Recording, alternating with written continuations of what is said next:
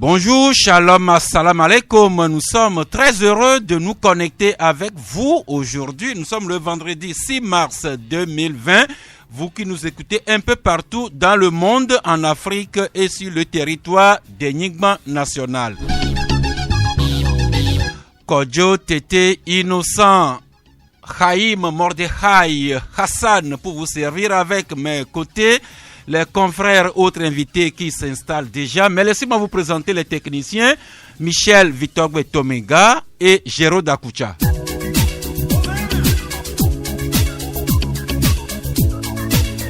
Marc Aboflan de Élite d'Afrique, bonjour. Bonjour Sas, bonjour à tous les fidèles du Club de la Presse. Merci. Eh bien, nous allons démarrer cette émission par une série de dédicaces. Et vous allez vous y associer avec moi. D'abord, Marc, vous saluez une fidèle auditrice. Elle s'appelle Afi. Elle est au siège de la Confédération nationale des travailleurs du Togo, la CNTT. Et à travers la dame Afi, nous saluons le personnel, tous les membres de la centrale CNTT. Et à travers la CNTT, Marc Aboflan, un mot à l'endroit de toutes celles et ceux qui nous écoutent fidèlement. Nous sommes toujours heureux parce que c'est avec plaisir que nous venons chaque jour dans les studios et nous sommes heureux de savoir que les gens sont nombreux à nous écouter. Donc, coucou spécial à Madame Afi et tous ceux qui nous suivent aujourd'hui depuis leur lieu de travail. Merci Thierry Afanouke qui nous rejoint à cet instant même. Bonjour Thierry. Bonjour Sassé, bonjour à toutes et à tous. Maintenant avec vous, c'est souhaiter joyeux anniversaire également. À un fidèle auditeur du Club La Presse, il s'appelle Christian Robert Abdou. Il est le chef protocole à la NASAP, l'Agence nationale de la salubrité publique. Et à travers notre ami Christian Robert Abdou, qui est en fête aujourd'hui, que j'ai trouvé ce matin joliment habillé, nous voudrions également faire un clin d'œil au directeur général de la NASAP, le général Nyakude Berina. Thierry Afankoué. Oui, tout d'abord, joyeux anniversaire aux fidèles auditeurs parce que si nous continuons par participer à cette émission, c'est parce que eux ils sont à l'écoute et ça nous fait énormément plaisir et d'ailleurs ils nous supportent. Puisque des fois les pics nous viennent parce que il y a ça, mais ils sont toujours fidèles. Nous leur témoignons notre gratitude ce matin. Joyeux anniversaire à lui et également un clin d'œil au général Berena, comme vous venez de le dire. Vous savez que depuis que ANASAP existe, il y a beaucoup de choses qui se font dans notre capitale.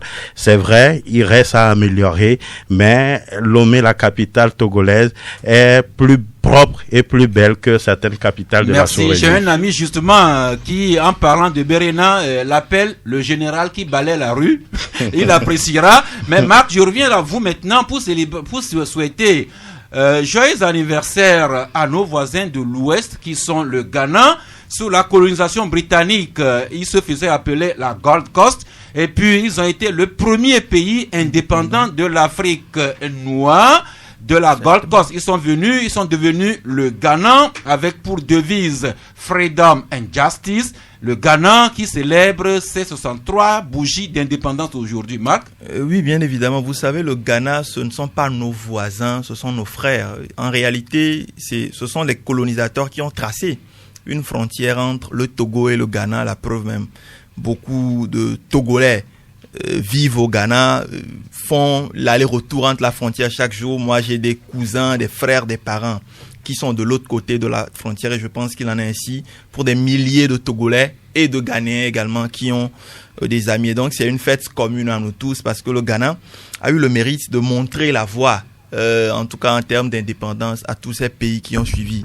Mais pour revenir à la page des anniversaires, j'aimerais profiter pour souhaiter également joyeux anniversaire à notre confrère Sam Diobo, qui célèbre une bougie de plus aujourd'hui, à une amie également qui m'est très chère, qui est chargée de communication au ministère du Développement à la base, qui célèbre également une bougie de plus aujourd'hui, Oubedatou Sabi. Donc, joyeux anniversaire à toutes ces personnes. Merci Sam Diobo, Anas Teterou, joyeux anniversaire à vous.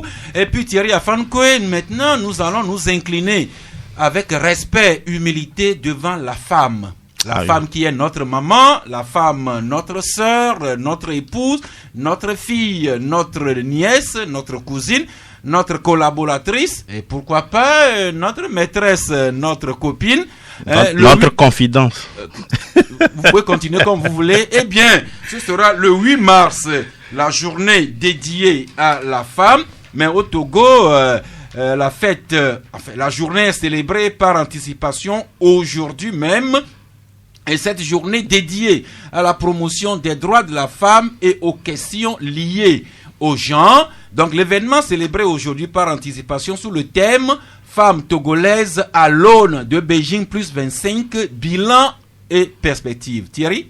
Oui, vous savez, les femmes sont célébrées, elles font beaucoup dans la société, honneur à elles, et nous demandons que cette journée soit une journée de réflexion pour elles et qu'elle soit davantage une bénédiction pour la société. Comme vous l'avez dit, la journée est célébrée aujourd'hui par anticipation dans plusieurs ministères, dans plusieurs sociétés, notamment à Safer, où actuellement les femmes de cette société-là sont en activité pour se parler, pour se positionner davantage. Je crois que les autorités, depuis un certain temps, font également la promotion de la gente féminine dans notre pays. Pour preuve, le président de l'Assemblée nationale, je crois que c'est une femme. Et non, vous ne croyez pas, c'est une femme. c'est une femme. C'est pas le président, c'est la présidente. Oui, c'est la présidente de l'Assemblée nationale, c'est une femme. On a vu comment elle a participé, en tout cas pour la réélection du champion du parti au pouvoir. Donc c'est à féliciter. Il y a par exemple d'autres des Prosema, une organisation de la société civile qui œuvre à encadrer les femmes pour qu'elles puissent être davantage engagées en politique. Et vous avez parlé de la présidente de l'Assemblée nationale, une femme qui préside une institution de la République, c'est bien. Elle a également des collègues comme sa collègue qui dirige la CNDH, Madame Nakpa Polo, que nous avons eu le privilège de recevoir dans ce studio ici, de la CNDH. Également, Madame Awanana, également qui préside le HCRUN. Voilà les trois femmes présidentes d'institutions, les femmes ministres, les femmes députées, femmes directrices, mais également femmes enseignantes. La troisième vice-présidente de l'université de Lomé, c'est le professeur Kafoui. Il y a deux femmes. La deuxième vice-présidente de l'université de Lomé, que nous avons également le privilège de recevoir dans ce studio, Madame Kafoui Kpegba. De la professeure Kpegba, nous venons à notre premier invité, professeur Kosivi Ounake, bonjour. Bonjour à tous et bonjour à toutes. Bonjour Sasgaou. Eh bien, comme le 8 mars se célèbre par anticipation, un petit mot à l'endroit de la deuxième vice-présidente de votre université, à toutes vos collègues, professeurs femmes, à vos étudiantes. Et naturellement à votre épouse, à vos enfants. Et si vous avez également des maîtresses, vous les y ajoutez. Alors, je voudrais d'abord commencer par ma bien-aimée, ma femme, mon épouse, lui souhaiter une bonne fête. D'abord une fête que nous ferons ensemble forcément. À mes trois filles et puis à mes jumeaux également, je leur souhaite une bonne fête. Bonne fête à tous mes collègues, toutes mes collègues de la DAS et de la faculté de droit de l'université de Lomé et à toutes les étudiantes. Et merci beaucoup. Après cette série de dédicaces, maintenant nous découvrons la pensée du jour qui dit ceci. C'est un proverbe arabe qui nous enseigne que les yeux ne servent de rien à une cervelle aveugle. Ça peut paraître un peu insultant, mais c'est ainsi. Les Arabes aiment dire que les yeux ne servent de rien à une cervelle aveugle. Thierry, tâchez de ne pas être une cervelle aveugle et que vos yeux vous servent à quelque chose. Pas de commentaires, j'ai compris. Ok, pas de commentaires. Eh bien, le plat de résistance, encore une fois, c'est la situation post-électorale ici au Togo. Mais actualité oblige, nous allons procéder à une lecture croisée de la situation politique en Côte d'Ivoire et au Togo. Mais avant cela, deux sujets, disons, de proximité. Si vous suivez le club de la presse, vous devez savoir que nous recevons par moment les responsables de l'association des personnes souffrant d'albinisme au Togo. Monsieur le Président, bonjour. Bonjour Monsieur Sass, bonjour aux auditeurs, auditrices, bonjour aux professeurs, chers maîtres, bonjour. Bonjour. Eh bien, Monsieur Ouro Yondou, c'est ça? Oui, Monsieur Ouro Yondou Souraji. Et c'est vous qui présidez l'association des personnes souffrant d'albinisme ici au Togo. Vous êtes partenaire du club de la presse et nous vous recevons régulièrement quand vous avez une activité en vue. Tout à fait, merci. Effectivement, nous avons une campagne de consultation dermatologique et de prise en charge des cancers de la peau chez les personnes atteintes d'albinisme qui commence lundi, et c'est pour ça que nous sommes là pour porter le message à toute la population. Eh bien, qu'est-ce qu'il y a au menu de cette journée? Au menu de cette journée, en fait, ce sera une campagne de pratiquement un mois et qui commence le 9 mars par Lomé. Nous serons au CMS d'Atikoumé pour le 9 et le 10 et au CMS d'Adidogomé le 11, donc pour le compte de la ville de Lomé. Il y aura des consultations dermatologiques pour les personnes atteintes d'albinisme. Lorsque la consultation débouche sur des lésions cancéreuses qu'il faut prendre en charge, soit les dermatologues font un traitement qu'ils appellent la cryothérapie, c'est un traitement par le froid. Et si la lésion est plus prononcée, les chirurgiens interviennent donc pour enlever les lésions cancéreuses. Voilà.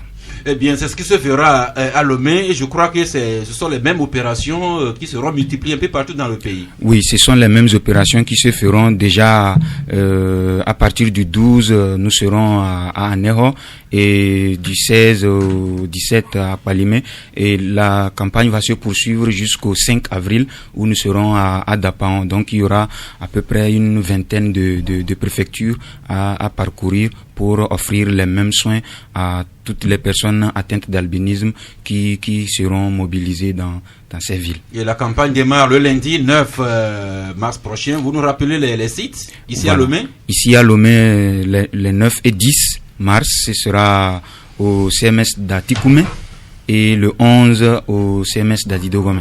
Et quelles sont les personnes que vous souhaitez arriver à votre campagne? Il s'agit de toutes les personnes atteintes d'albinisme de la ville de Lomé, de ses environs, et qui bénéficieront de cette prise en charge.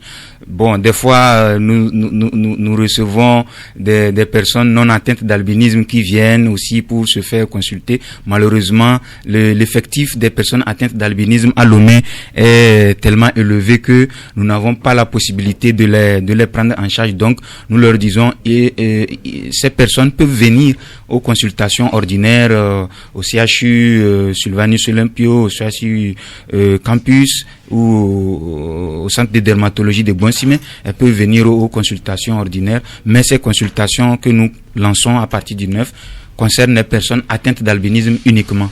Et vous nous rappelez encore une fois disons ce qui va meubler la campagne? Voilà, les dermatologues vont consulter les personnes atteintes d'albinisme à la recherche d'éventuelles lésions, et si les lésions existent vraiment, elles seront prises en charge soit par les dermatologues, soit par les chirurgiens en fonction du degré de l'atteinte. Et il y aura également la distribution des crèmes écrans solaires, des chapeaux à bord large pour prévenir justement ces cancers de peau. Mais je présume que les consultations, les opérations et totalement gratuite.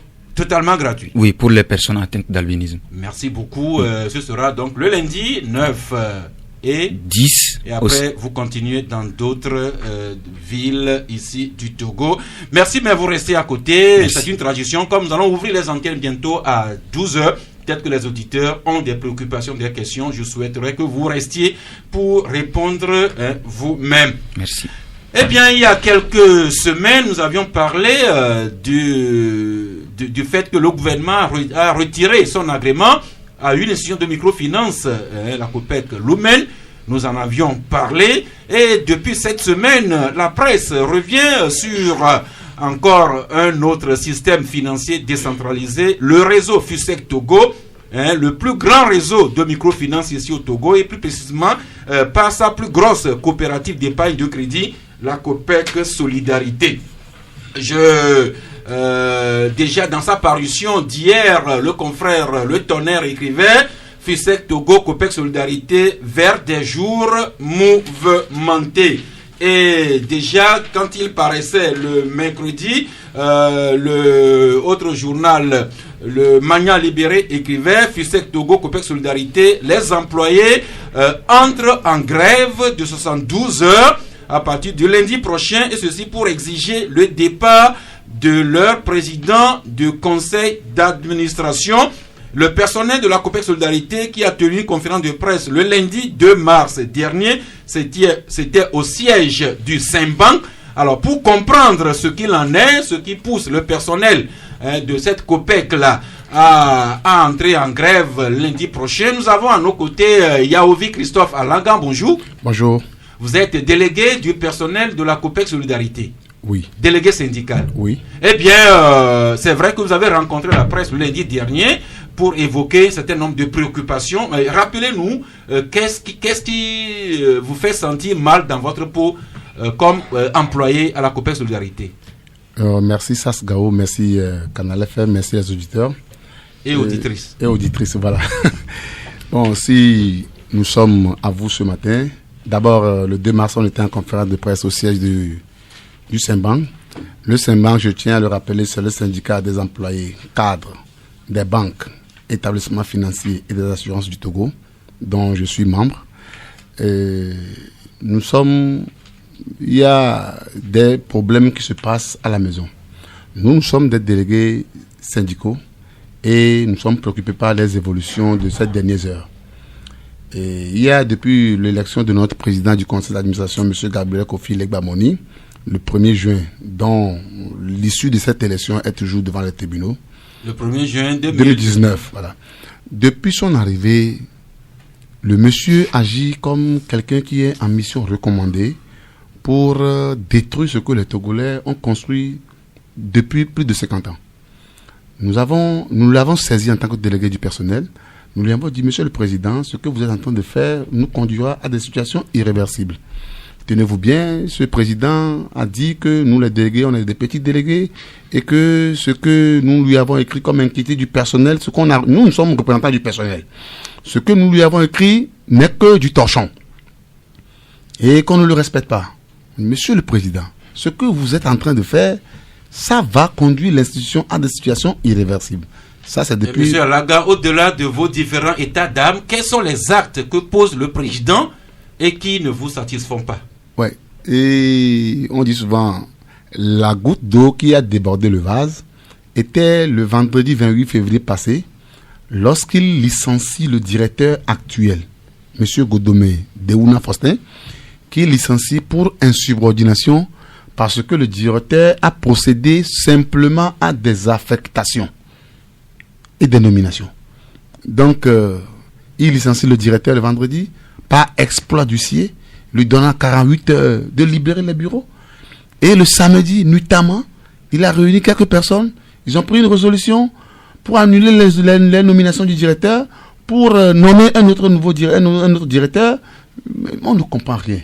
Vous ne comprenez rien, mais je crois savoir que le PCA a pris cette décision de licencier le directeur, et sa motivation c'était qu'il accusait le directeur d'insubordination, et je présume que le licenciement du directeur n'est que l'aboutissement d'un feuilleton entre le PCA et vous, le personnel. Oui, c'est un aboutissement d'un feuilleton qui est généré par des mains extérieures et intérieures.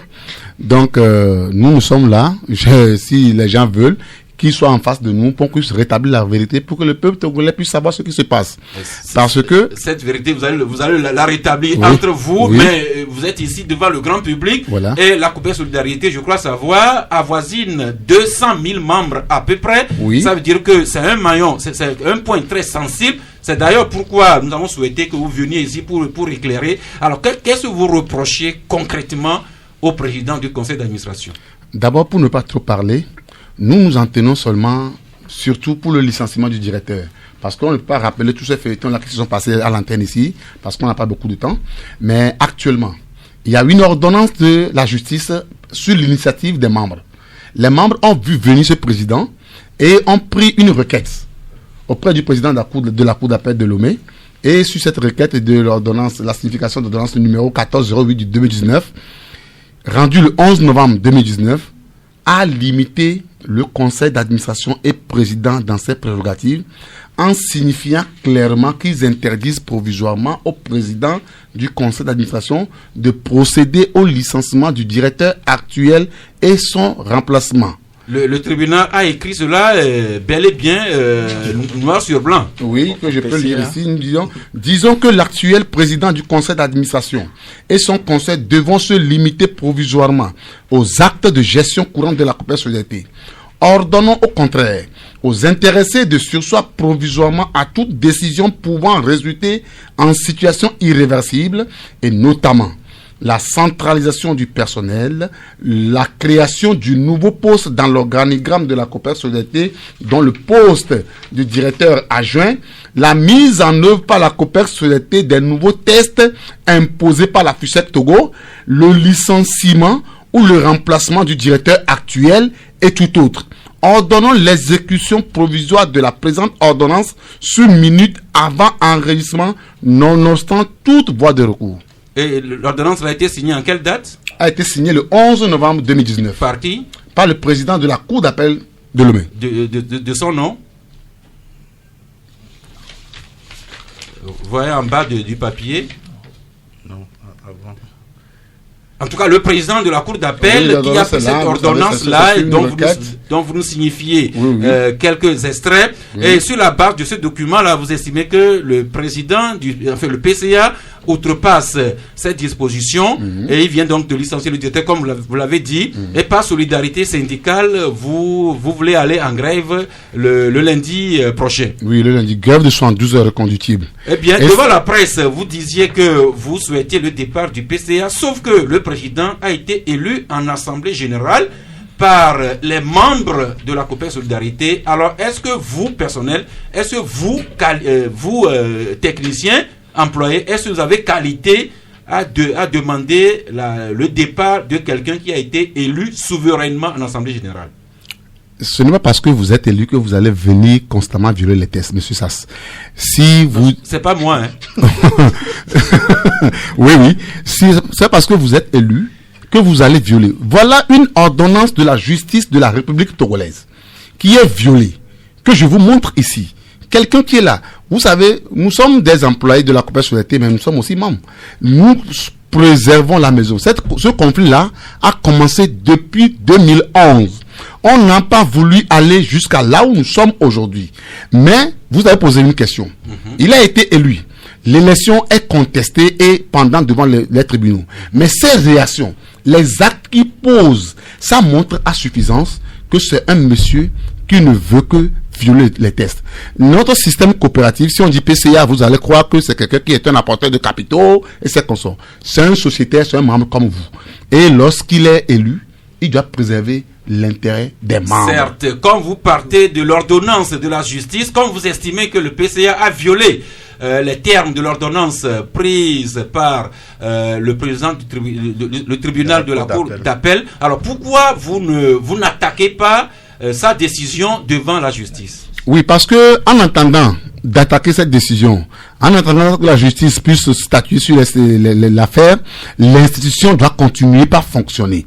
Il a licencié le directeur, il écrit à des banques qu'il a nommé un autre directeur, il écrit à des banques qu'il a retiré la signature, mais l'institution doit fonctionner. L'institution doit fonctionner. L'institution doit fonctionner. Une seule personne ne peut pas venir bloquer tout ce que les Togolais ont construit. Merci. Alors, pendant que nous sommes dans ce studio, que vous êtes à quelques heures de votre entrée en grève, qui est le directeur de la coopérative solidarité? Le directeur de la coopérative solidarité est et reste M. Deouna Godomé, qui est toujours au poste, qui travaille. Mais actuellement, ils sont en négociation au niveau de l'inspection du travail. Et si le président accepte nos revendications, la grève n'aura pas lieu. Mais s'il persiste, comme il a fait, hier on était là de 15h à 22h ou bien à 28h, il n'a pas cédé. Ce matin, ils se sont réunis, ils sont toujours là-bas, ils campent sur ses positions, parce que il n'a pas d'intérêt. C'est pas son argent qui est en jeu. Il a ouvert un compte, pour lui, si la coopération société, ça casse, ça ne lui fait rien. Donc, nous, on est là. S'il ne démissionne pas, s'il ne part pas, toutes les banques vont rentrer dedans par l'entremise du Saint-Bank. Alors, qu'est-ce que vous donnez concrètement? Que le PCA rapporte sa décision de licenciement du directeur ou bien qu'il démissionne? Oui, dans notre préavis de grève, nous avons dit il ne respecte pas l'indépendance des prérogatives entre les différents organes de gestion.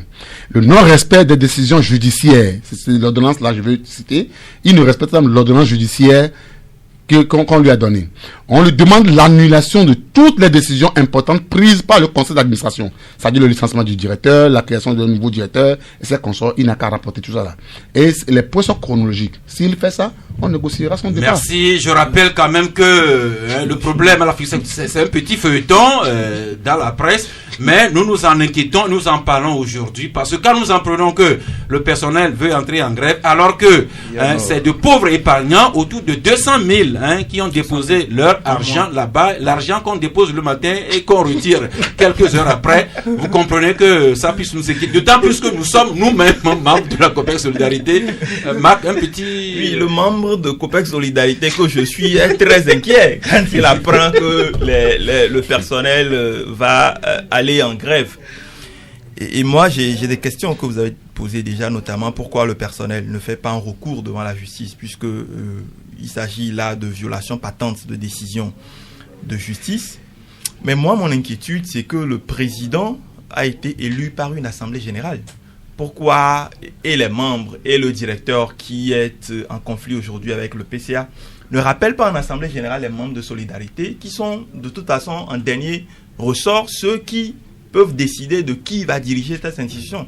Parce que j'ai l'impression que nous sommes en train, la FUSEC et la Copec Solidarité, qui sont l'une des institutions de microfinance les plus solides aujourd'hui, avec ce feuilleton qui a commencé depuis 2011 et qui s'est amplifié depuis cette assemblée générale-là.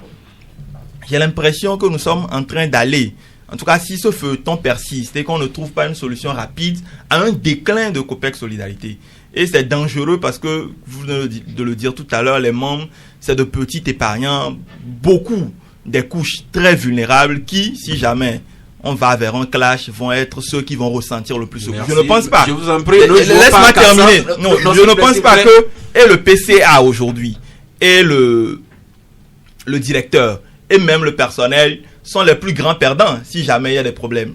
Les véritables perdants, ce sont les 2000 membres, près de 200 000. Près de 200 000 membres de Copec Solidarité qui aujourd'hui apparemment, c'est comme s'ils n'ont pas droit à la parole dans ce... Merci. Oui, la question... Oui, je voudrais plutôt, comme nous avons la chance d'avoir un professeur de droit à nos côtés, le Togo qui se veut état de droit, ça veut dire que tous les conflits doivent être résolus par la loi, n'est-ce pas, professeur Ounake? Oui, je pense que c'est ce qui doit être fait. Il y a une ordonnance qui a été rendue. L'autorité en question, le directeur, a l'obligation de respecter l'ordonnance. Le PCA, voilà, il a l'obligation de respecter l'ordonnance. Donc, en violant l'ordonnance, tombe sous le coup de la loi.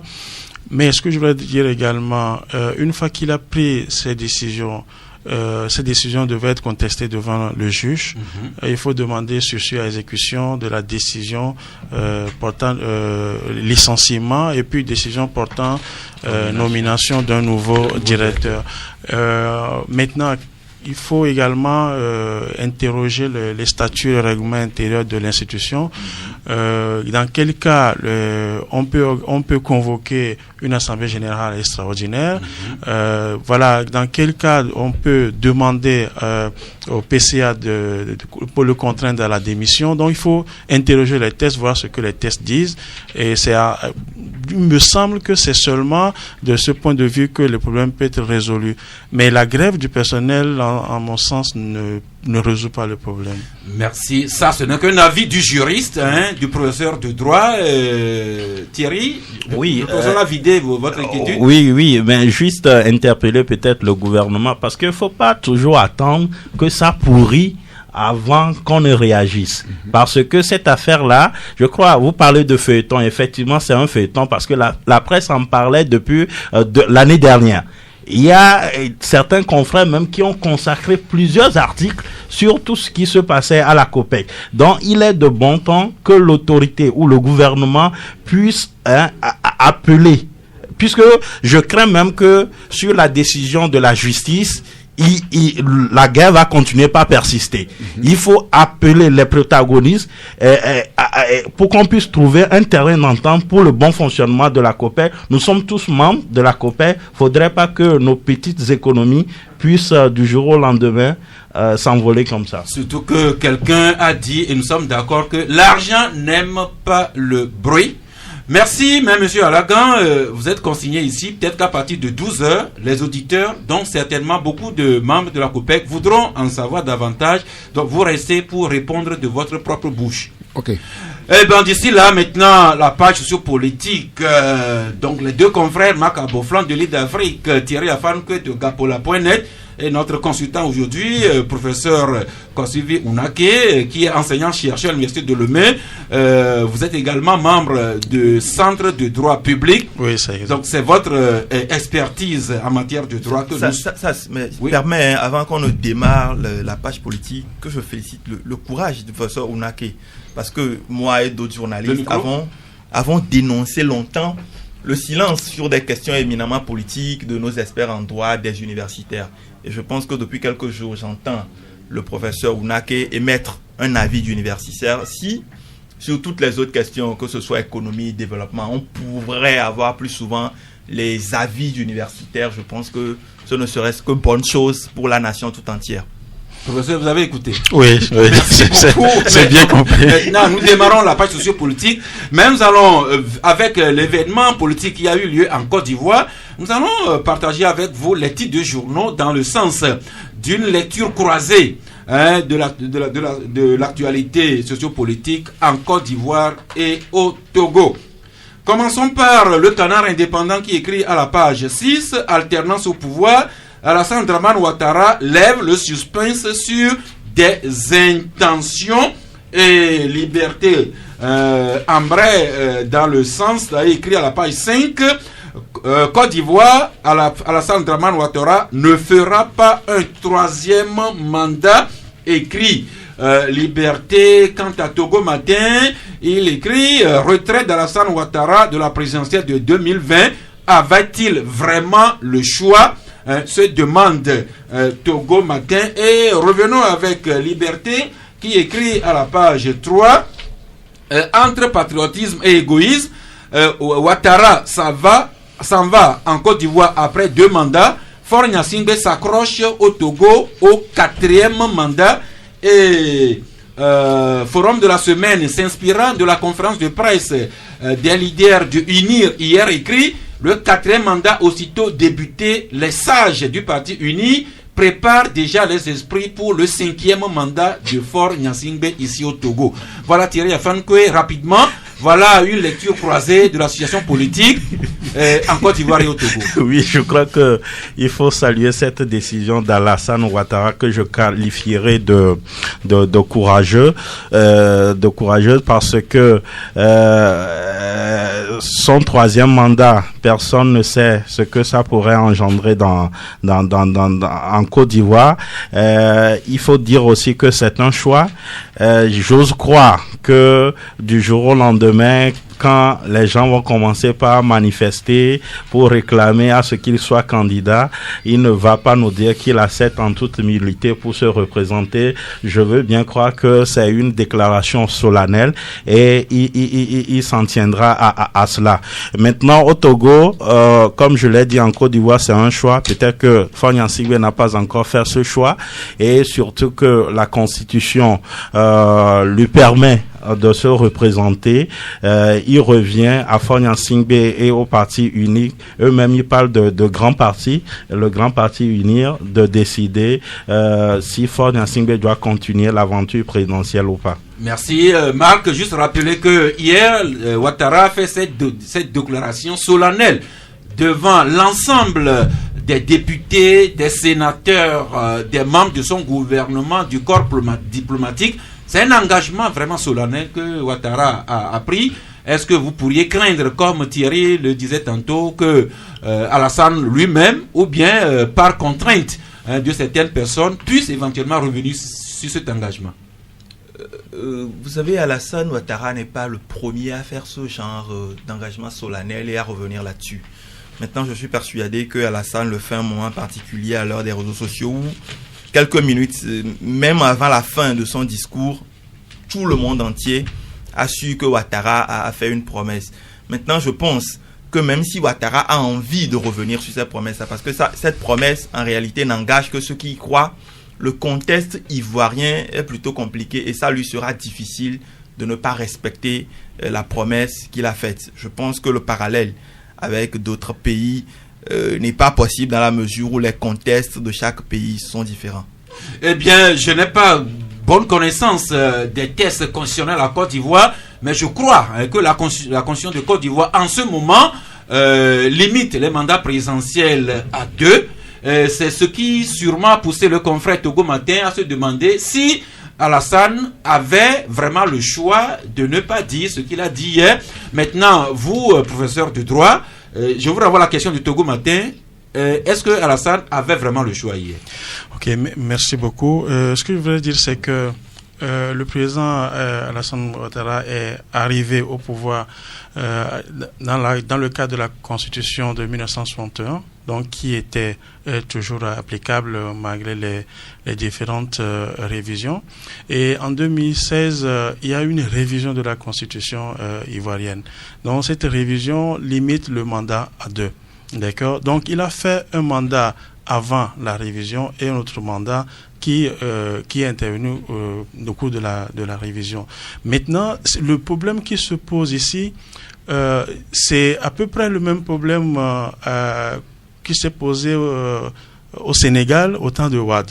À savoir, si vous faites un mandat et qu'en cours, il y a une révision qui limite le mandat, est-ce que la révision emporte l'autre mandat ou pas? Il me semble que c'est en 2012 que la question a été posée et le Conseil constitutionnel ivoirien le Sénégalais avait à l'époque autorisé Wade à briguer un 3e mandat en 2012 et il a été battu. Voilà, donc ici, est-ce qu'il a le choix? Oui et non. Alors, ce qu'il faut voir, c'est que tout dépend de l'interprétation que l'on fait du texte constitutionnel. D'accord? Alors, il a estimé qu'il a fait un premier mandat et puis un second mandat et qu'en temps la Constitution est venue limiter le mandat à 2. Donc, à partir de ce moment, il peut se dire, j'ai fait les 2 mandats, donc je peux m'en aller.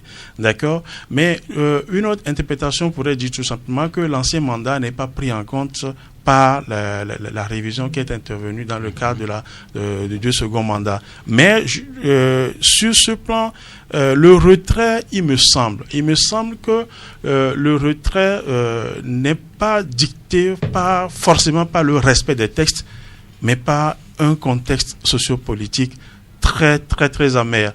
Et il me semble que c'est une décision sage qui a été prise en ce moment-là, parce que la Côte d'Ivoire en 2010, on sait ce qui s'est passé, et les étincelles sont encore en l'air. Et c'est au regard, en ce qui me concerne, de ce contexte que le président Ouattara a bien voulu se retirer. Merci. Ainsi en est-il de la Côte d'Ivoire. Maintenant, revenons chez nous ici, où nous sommes au lendemain de l'élection du 22 février, qui vient de consacrer Faure Gnassingbé dans son 4e mandat. Et cette élection, ce que nous permettons de sous-titrer, Faure Gnassingbé entre victoire éclatante et toujours vive contestation. Revue de presse avec le confrère Vérité des Peuples qui écrit Faure Gnassingbé confirmé président de la République pour les 5 prochaines années. Et Vérité des Peuples continue avec la conférence de presse du Parti Uni qui a félicité hier son champion pour sa brillante élection. Nous continuons avec l'Union pour la Patrie qui écrit résultat définitif de la présidentielle 2020. Plus rien ne peut changer la victoire de Fort Nyasingbe. Le Canard indépendant, lui, écrit, le Canard indépendant, donc, qui revient lui aussi sur cette élection et qui écrit à la page...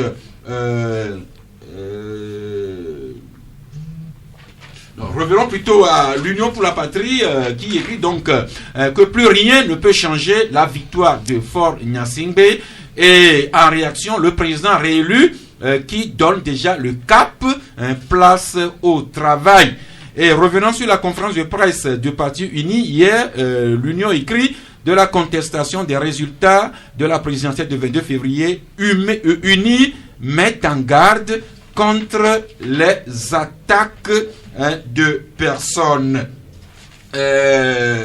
L'alternative, lui, écrit d'une victoire forcée de Fort Nyasingbe à une célébration forcée. Et le Perroquet, lui, met à sa manchette Fort Nyasingbe réélu à 70,78%, le vol de trop, le mandat de trop.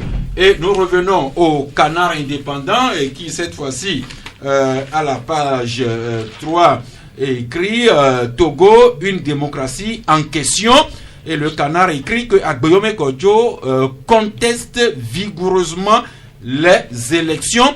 En même temps, le Canard se demande jusqu'où ira Agbeyomi Kodjo dans ses revendications. Et dernièrement, au cours de ses sorties, le candidat Agbeyomi Kodjo a accusé le PDG de l'imprimerie Toundé d'avoir fabriqué des bulletins pré-votés. Eh bien, Forum de la semaine nous publie la réaction du PDG de l'imprimerie Toundé, qui rejette les accusations de Agbeyomi Kodjo, le PDG de Toundé, qui menace même de traduire Agbeyomi Kodjo devant la justice contre ces diffamations, ce que l'imprimerie Toundé estime diffamation. Eh bien, professeur, il y a le confrère l'Union qui écrit que plus rien ne pourra plus, le temps que je trouve le journal que oui voilà, l'Union qui écrit que plus rien ne peut changer la victoire de Fort Nyasingbe. Professeur, vous suivez que la victoire de Fort Nyasingbe continue à être contestée, notamment par Agbeyomi Kodjo et ses soutiens.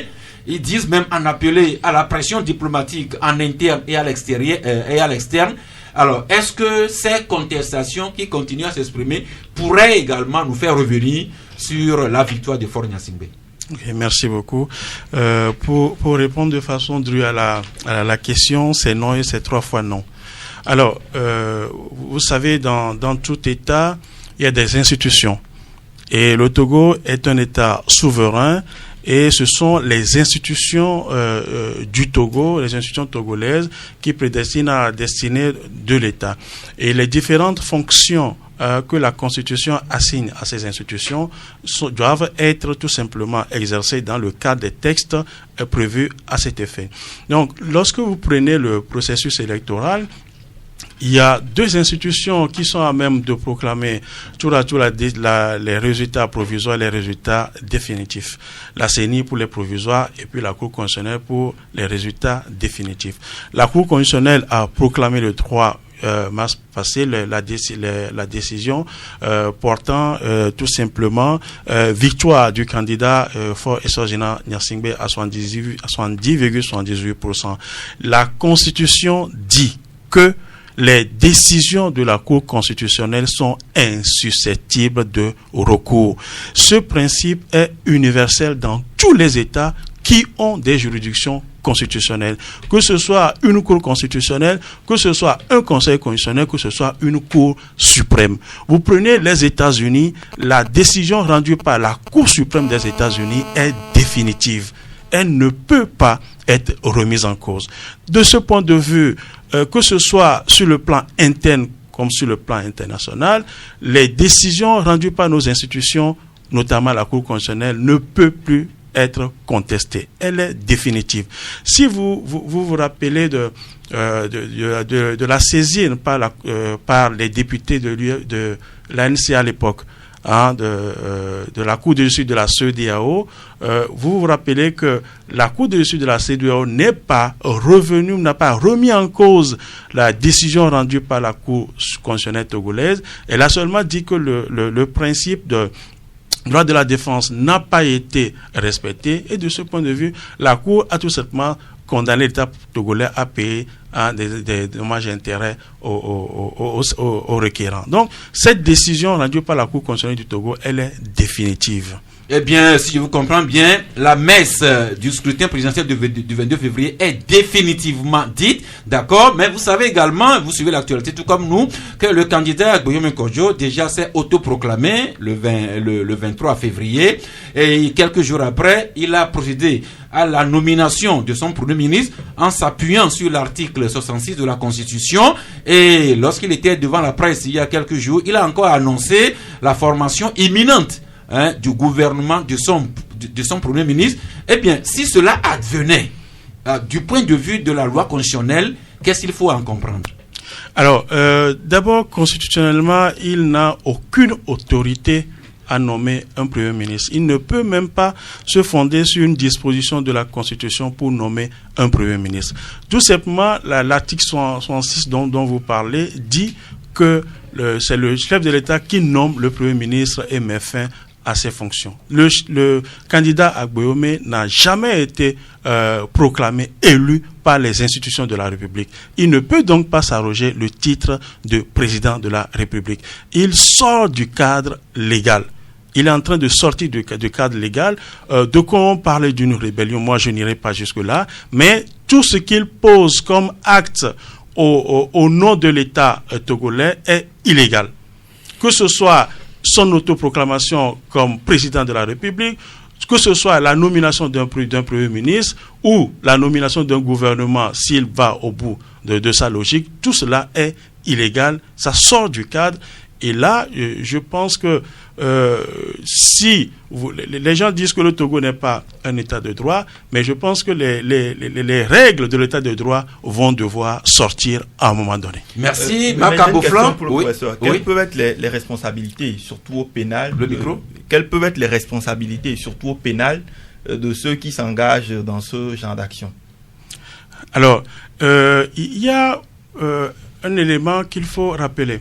C'est que, tout d'abord, le mandat du chef de l'État, Faure Issoufou Gnassingbe, n'est pas encore achevé. Le troisième mandat.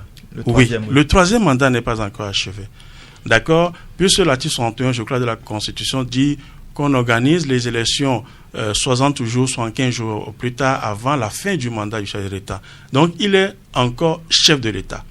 Alors, le fait que quelqu'un se proclame chef de l'État, alors que le mandat du chef de l'État n'est pas encore achevé, ça pourra s'apparenter à un coup d'État ou à une tentative de coup d'État. Et ça, c'est puni par le droit togolais. Ensuite, maintenant, lorsque vous évoluez un peu dans la logique, vous vous rendez compte que le candidat Agbéomé, il est député à l'Assemblée nationale. Il est député à l'Assemblée nationale. Pour le moment, il est couvert par l'immunité. D'accord? Mais vous savez qu'il y a eu des exemples dans ce pays, l'immunité peut être levée à tout moment. Et à partir de ce moment, lorsque l'immunité sera levée, il tombe sous le coup de la loi, il peut être poursuivi. Merci, M. Thierry Afankoé. Oui, ça, vous permettez, professeur, tantôt vous disiez que le mandat du président sortant est toujours en cours et comme quoi quelqu'un d'autre ne peut plus se revendiquer comme étant chef de l'État. Supposons que l'élection du 22 février a consacré quelqu'un d'autre comme chef de l'État. Il est chef de l'État, même s'il n'est pas encore entré en fonction. Et en tant que chef de l'État nouvellement élu, il peut commencer à pas prendre les dispositions pour sa gouvernance à venir. Mais professeur? Non, parce que le mandat de son prédécesseur n'est pas encore achevé. Donc c'est après le mois de mai, je crois, après le 4 ou 5 mai, je crois, que le mandat de son prédécesseur s'est achevé, qu'il pourra alors entrer dans la peau du chef de l'État après son investiture par la Cour constitutionnelle.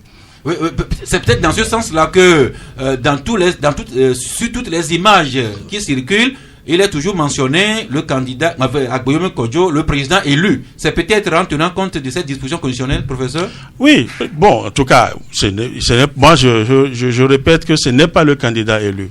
Du moins, juridiquement... Le président élu. Ce n'est pas... Oui, bon, le président élu, le candidat élu, il n'est pas le candidat élu. Il ne peut pas s'arroger le titre de chef de l'État. D'accord? Donc, pour le moment, le mandat, comme je l'ai dit, est en cours et vous vous rendez compte que nous sommes dans une situation où vous avez un chef de l'État qui est légal et l'autre qui est illégal. Vous avez un premier ministre qui est légal, l'autre qui est illégal. Peut-être demain on aura un gouvernement légal et un gouvernement illégal. Mais ce que je voudrais dire, c'est qu'il faut qu'à un moment donné, les règles s'appliquent et que cette pagaille s'arrête. Mais qui a la responsabilité de l'application? Marc, le micro. Oui, qui a la responsabilité de l'application de la loi dans ce cas, par exemple? Qui? Est-ce que c'est la justice, c'est le procureur de la République? Est-ce que c'est l'exécutif qui doit faire appliquer la loi, notamment en faisant arrêter cette pagaille? Alors, vous savez, de ce point de vue, si toujours on veut faire appliquer les tests, en principe, le procureur de la République peut se saisir de l'affaire. Déjà, même lorsque l'accréditation a été retirée au NDI, à la concertation nationale de la société civile, le procureur peut ouvrir une enquête. En principe. Le procureur peut ouvrir une enquête pour savoir ce qui s'est passé et savoir également quelles étaient les ententes entre la concertation nationale de la société civile togolaise et le NDI. Une enquête peut être ouverte. Mais relativement à la question que vous posez tout à l'heure, une enquête peut également être ouverte par le procureur de la République. Oui, professeur, vous êtes juriste, vous venez de toucher du doigt le fonctionnement de la justice. Je voulais revenir sur l'arrêt ou la décision de la Cour constitutionnelle avant la proclamation des résultats, quand la Cour rejetait la plainte, la requête d'Agboyome pour la simple raison qu'il n'y a pas de preuves. Alors, et dans le cas où le plaignant n'apporte pas suffisamment de preuves, et dans notre contexte, pour situer les uns et les autres, la Cour ne peut pas se saisir elle-même et approfondir les choses par rapport aux allégations. Parce que là, beaucoup sont restés sur leur soif par rapport aux plaintes de fraude et les autres plaintes. Bourrage d'urnes et autres. Oui, professeur? Voilà, donc je l'avais déjà dit, la Cour constitutionnelle du Togo, dans sa décision de la dernière fois, aurait dû expliquer davantage. D'accord? Être beaucoup plus pédagogue, nous expliquer ce qu'elle entend par la preuve et comment la preuve doit être administrée dans le cadre électoral qui est un cadre un peu complexe. D'accord? Maintenant, la Cour constitutionnelle envoie également des délégués sur le terrain.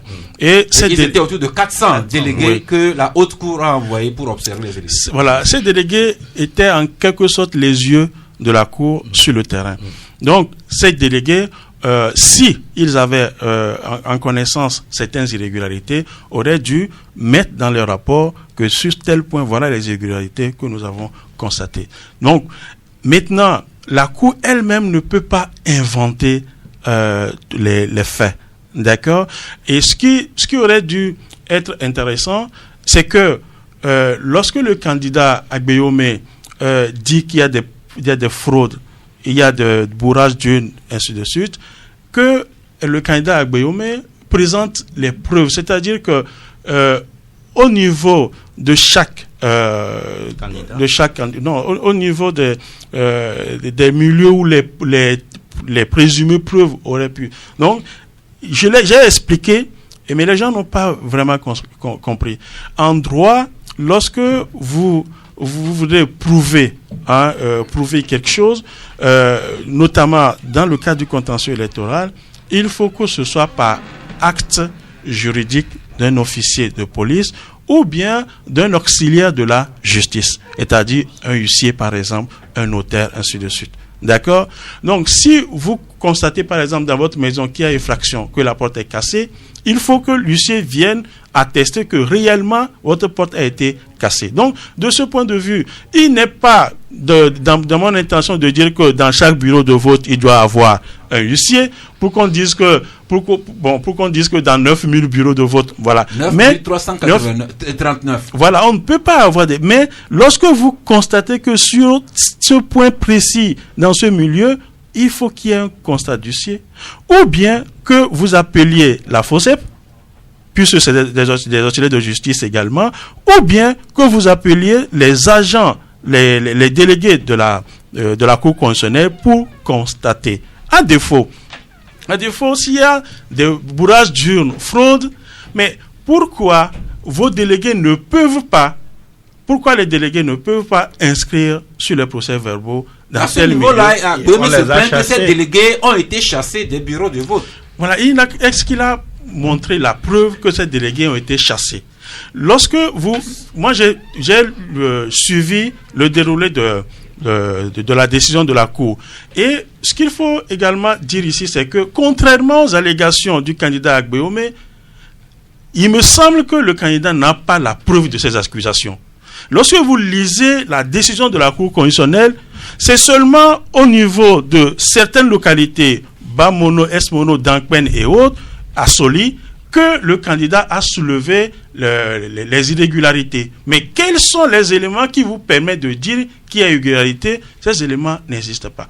C'est seulement au niveau de Assoli que la Cour a constaté que les procès-verbaux, bien le procès-verbal n'a pas été signé par le délégué du MPDD. Et sur ce point, la Cour a dit que ce greffe doit être retenu.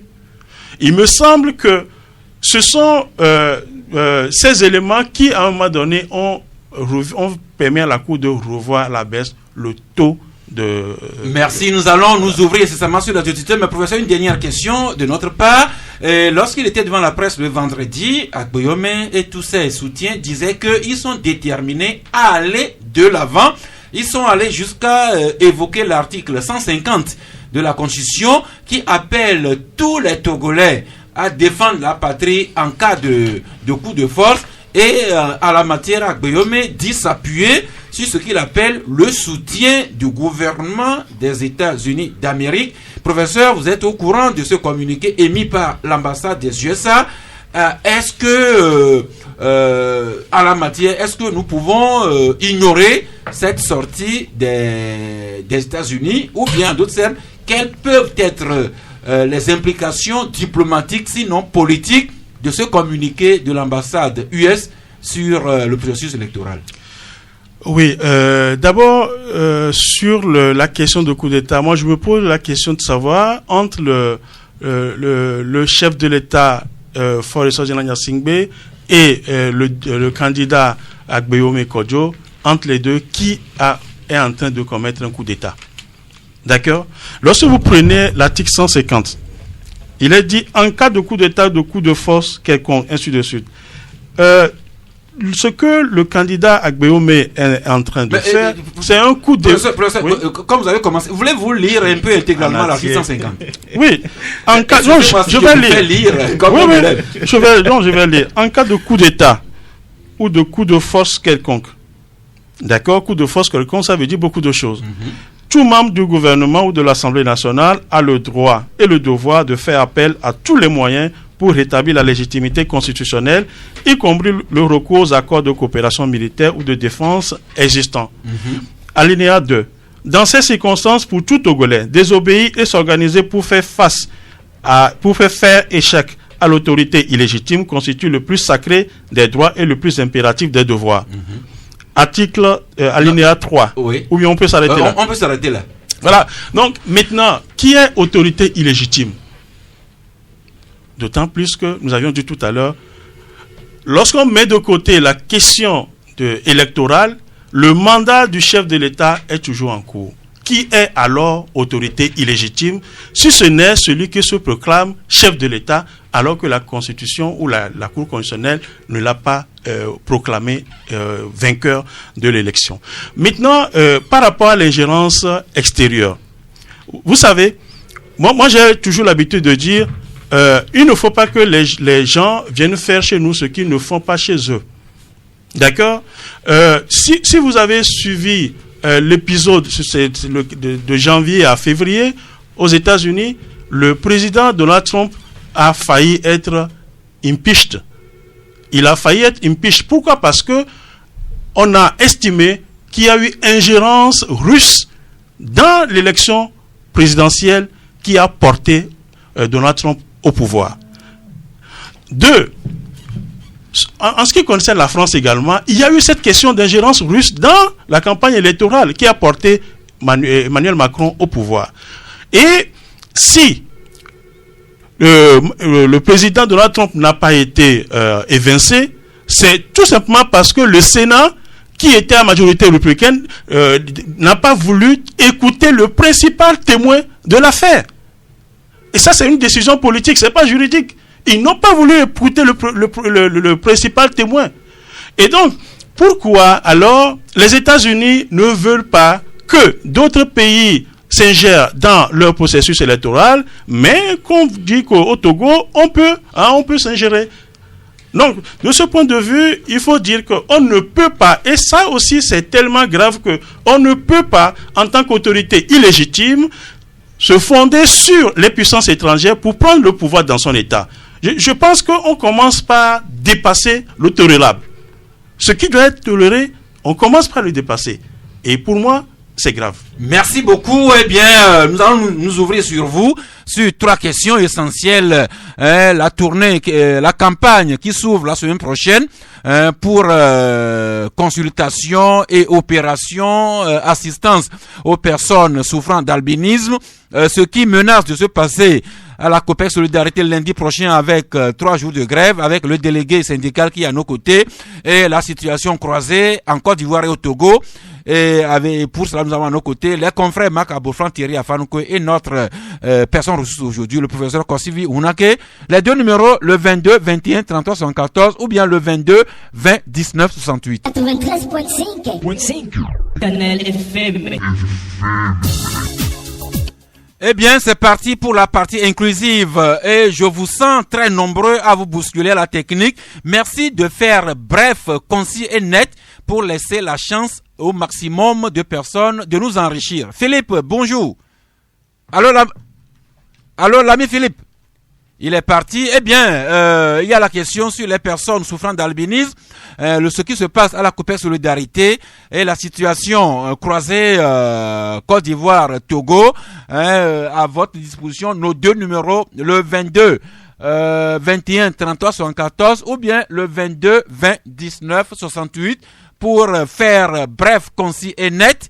Abonné, bonjour. Bonjour, Safar. Oui, nous vous suivons. Nous demandons à Dieu, quand nous faisons nos prières, au lieu de répondre, d'exaucer nos prières en Côte d'Ivoire, il n'a qu'à les exaucer au Togo. Pour la question, j'aimerais rester avec le financier, mais je reste avec le professeur sur 2 aspects. Le premier aspect, quand nous prenons notre code électoral à son article 103 et 104, la coutume de la Cour constitutionnelle, c'est de proclamer CELI par CELI ou bien région par région. Or, ce n'est pas inscrit ainsi dans le code.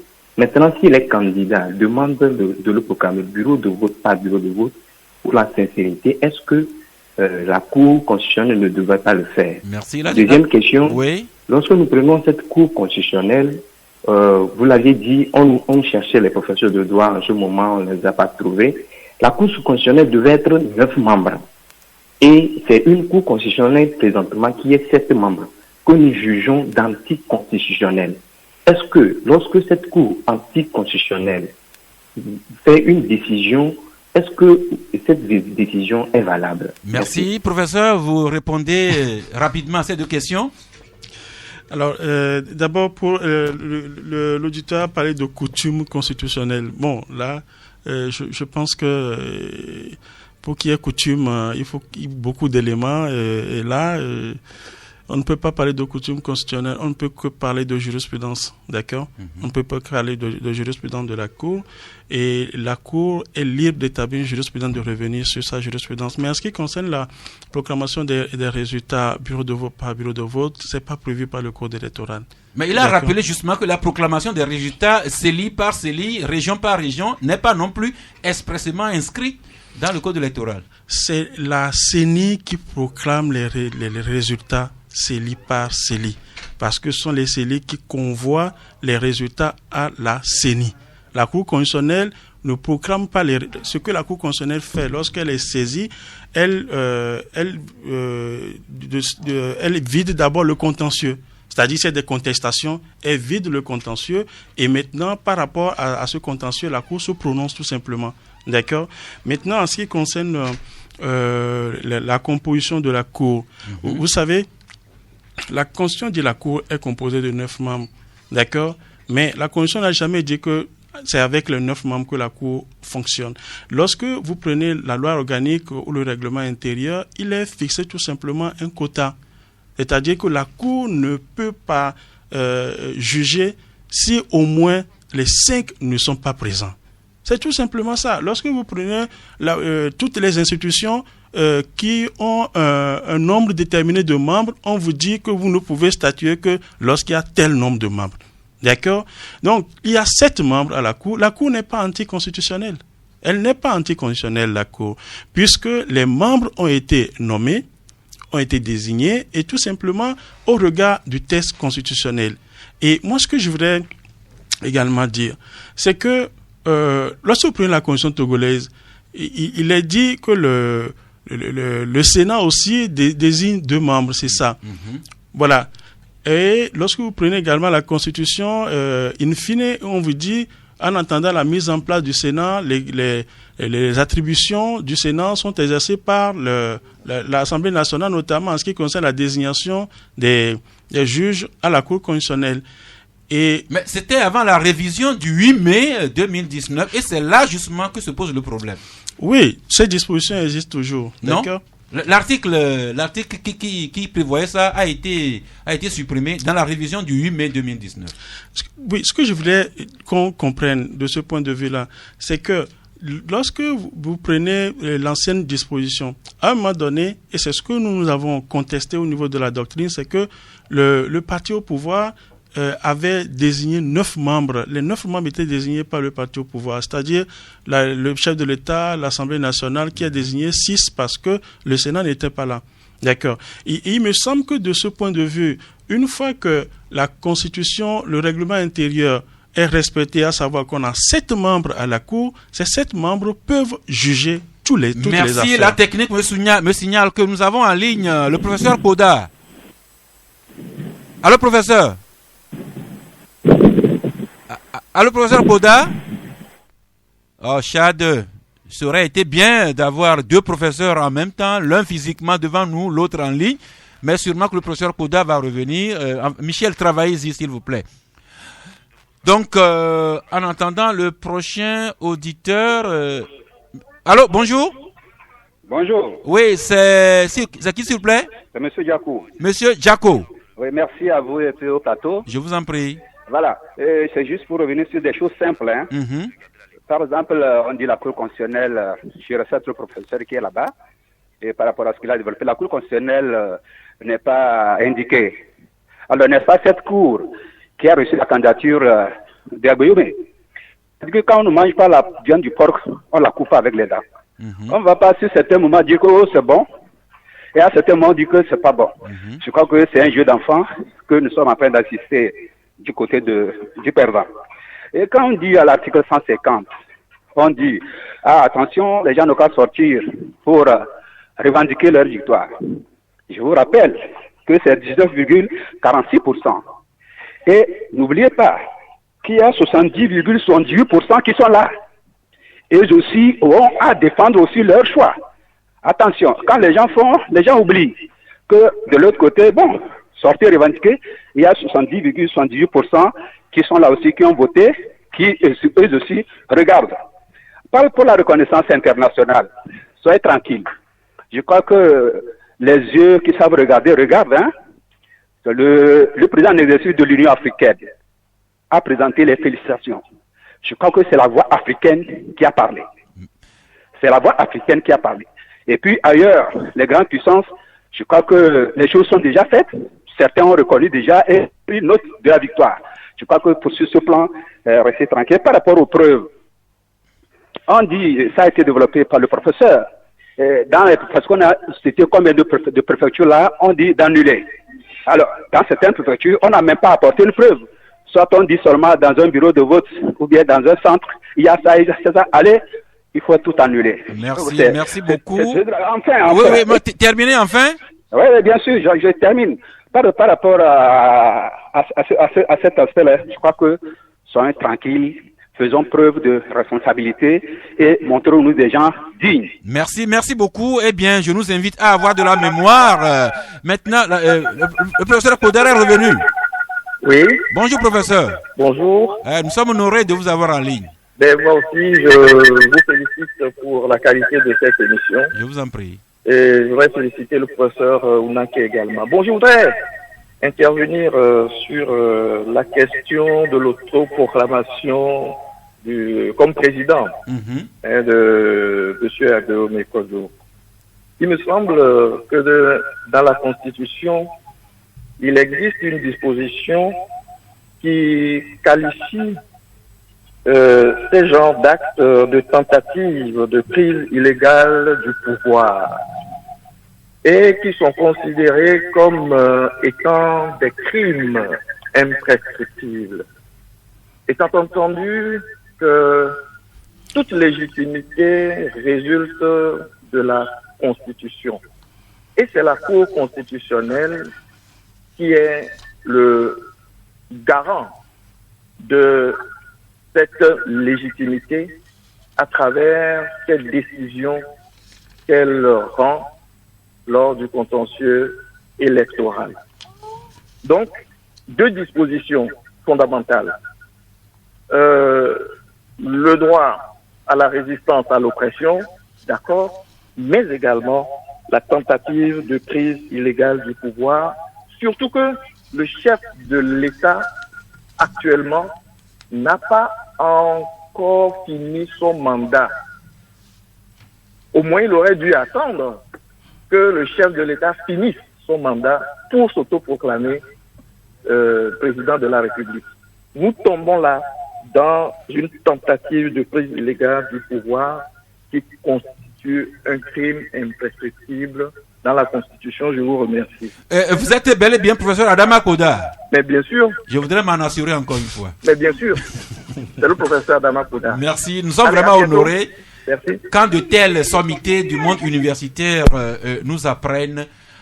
Voilà, nous allons encore prendre deux. Je vous signale que vous devrez également vous intéresser, surtout vous qui avez votre argent à la Copec Solidarité. Le délégué est encore là, peut-être qu'il pourrait vous rassurer. Oui, bonjour, c'est Philippe qui revient? Philippe est revenu. Ok, bon retour Philippe. Merci. Je voudrais m'appesantir sur le cas de la Copec Solidarité. Vous êtes le bienvenu. Et vous n'êtes pas sans savoir que, de passage, je vous félicite pour le bon travail d'administrateur en tant que secrétaire du conseil d'administration. Laissez la page là, revenons au sujet de l'actualité. Par rapport au problème, je voulais saluer le professeur Ounanké qui avait donné un bon conseil au délégué président, M. Christophe Laba, par rapport au problème. Comment l'attaquer juridiquement. Et il a dit quelque chose en conclusion qui m'a intéressé. La grève du personnel n'arrange rien, ne va rien apporter. Et je voudrais préciser quelque chose. Les 3 jours de grève sèche reconductible va agir malheureusement sur le portefeuille de la Copec. L'agent a horreur du bruit. Chers collègues, personnel technique, membres de la Copec, vous êtes actionnaires et sociétaires comme moi. Mais ce qui est bon pour la maison, c'est ça que moi je peux vous conseiller. Et c'est ça que le procès de droit vous a conseillé. Mettez un peu d'eau dans vos vins et essayez d'amener nous, coopérateurs, actionnaires, sociétaires de la maison, à bien construire cette maison. Il est bien vrai que Solidarité est une vache à laitière. On connaît la feuilleton. Mais ne mettons pas plus d'essence pour que le peuple brûle encore. Merci Philippe. Le délégué Christophe, à l'endroit de ce membre. Monsieur Philippe, bonjour. Allez-y. Oui, j'aimerais remercier Monsieur Philippe pour son intervention. Je crois que vous savez, nous sommes des syndicalistes et je suis ici en tant que syndicaliste. Le syndicaliste défend les travailleurs et que la dernière arme que le syndicaliste a, c'est la grève. Si nous sommes en préavis de grève, ça ne veut pas dire déjà grève.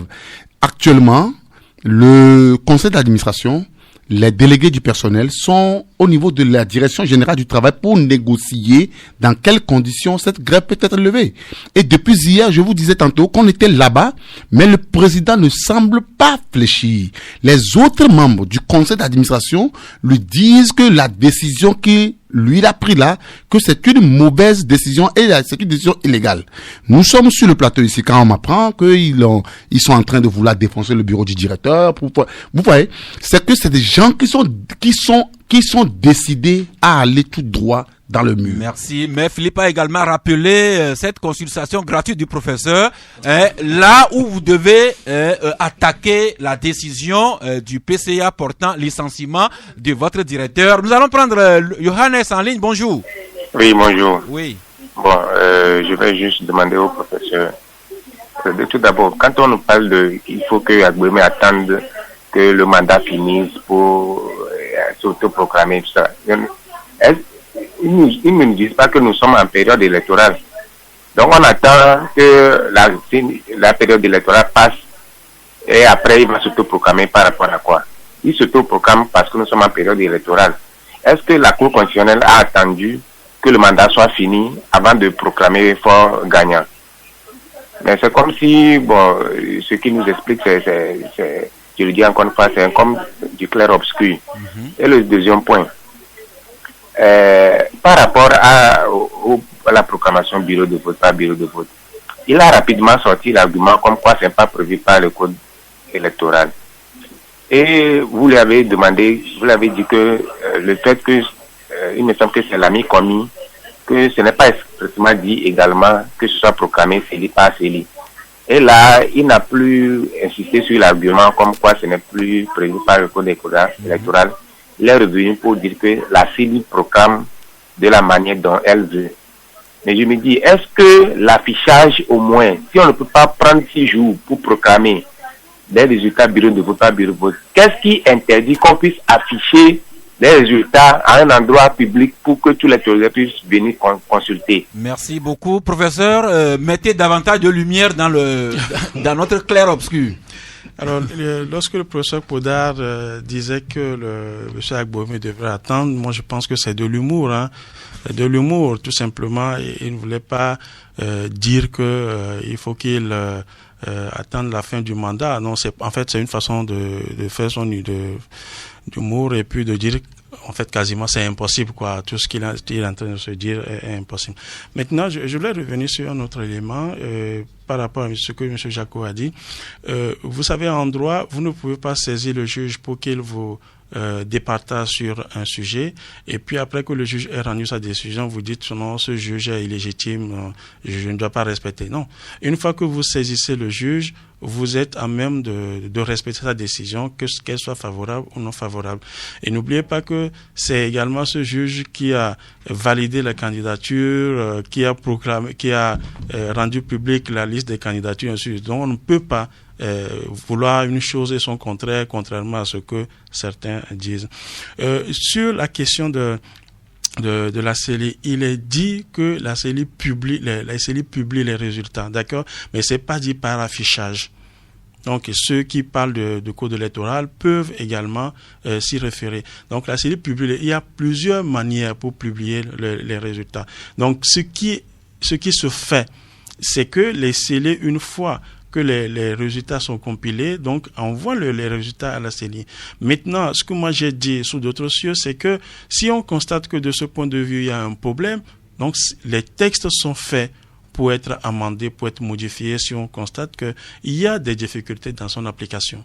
Donc, tout ce qui peut être fait, c'est que à la prochaine législature, que les députés se planchent sur la question pour voir si on peut réviser le code électoral pour que les résultats soient proclamés bureau de vote par bureau de vote. C'est faisable. Oui. J'ai quelque chose à ajouter à ce débat sur la proclamation bureau de vote par bureau de vote. J'estime pour ma part, quelles que soient les dispositions du code électoral, que les résultats du vote au Togo sont déjà publiés bureau de vote par bureau de vote. Je m'explique. À la fin du vote et du dépouillement, au niveau de chaque bureau de vote, dès que le dépouillement est fait, il y a un procès verbal qui est dressé et affiché. La preuve, si vous passez aujourd'hui encore dans les écoles qui ont servi de centre de vote, ces résultats-là de chaque bureau de vote sont disponibles. Si les gens ne sont pas allés les enlever. Oui, si les gens ne sont pas allés les enlever, mais dans certaines écoles, ou en tout cas moi je suis passé par exemple hier, il y en avait encore qui sont affichés. Et c'est pour ça que je ne comprends pas ce débat de s'il faut proclamer qu'on doit... Parce que j'estime, pour ma part, que les résultats ont déjà été publiés bureau de vote par bureau de vote. Maintenant, si ces résultats-là, qui sont publiés, affichés dans les 9000 bureaux de vote, il n'y en a aucun qui, et même selon le constat des délégués, qui a dérogé à cette règle-là. Si une partie estime en faisant cette compilation des résultats-là, qu'elle est différente de ce que la Cour constitutionnelle a proclamé, je pense que ce sont ces preuves-là qu'on doit déposer devant la Cour constitutionnelle. Merci Thierry. Oui, professeur, je suis d'accord avec vous quand vous dites que la CENI publie, les CELI publient les résultats et les transfèrent à la CENI. Maintenant, à la CENI, avant de proclamer, avant de procéder à la proclamation provisoire des résultats, quand on constate qu'il y a des anomalies sur les résultats envoyés par les CELI, il n'y a rien à faire, il faut les présenter comme ça à tout le monde parce que ça présente un aspect ridicule de la chose parce qu'on nous dit il y a tel nombre d'inscrits ici et on constate qu'il y a plus de votants que les inscrits. Dans ce cas, que dit la loi? Ou qu'est-ce qu'il y a lieu de faire? Ou bien il revient carrément à la Cour constitutionnelle de corriger ces anomalies. Non, si vous prenez le code électoral, la CENI a le devoir de revoir les résultats. Malheureusement, ce n'est pas le cas chez nous. Non, le code électoral le dit. Vous savez, en tout cas, moi, je ne suis pas dans le secret des dieux, mais pour moi, ce qui s'est passé la dernière fois, c'est que... en 2015 également, la même chose s'est passée. Ce que je voulais dire, c'est que avant même que la CENI, les résultats n'atterrissent à la CENI, les gens ont commencé par présenter les pourcentages. Et les résultats ont commencé par fuser sur les réseaux sociaux. Et il me semble que c'est pour couper court que la CENI est allée devant les faits pour publier les résultats tels qu'elles envoyés par les CELI. Mais la CENI aurait dû faire un travail préalable.